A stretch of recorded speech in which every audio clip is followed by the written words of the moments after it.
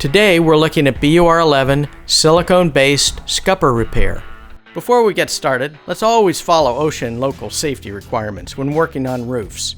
Always plan your work in advance. This includes products and tools needed to complete the project. Another consideration is weather. It can impact the installation and proper curing of APOC products. Additional information on weather requirements can be found at apoc.com.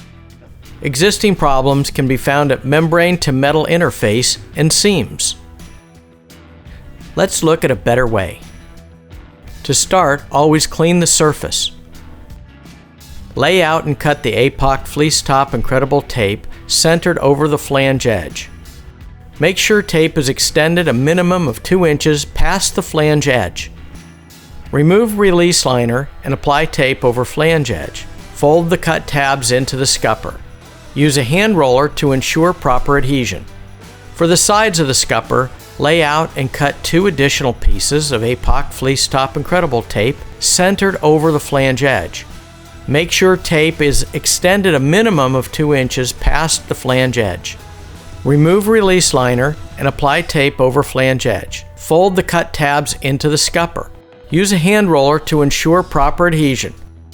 Repeat this step for both sides. Cut 2 pieces of incredible tape to create inside corner patches. Remove the release liner and apply to both inside corners. Using your fingers in a hand roller, press into place to ensure proper adhesion. Using a trowel or a chip brush, apply APOC 581 Armor Flash. Make sure to apply APOC 581 a minimum of 1 inch past the tape in all directions.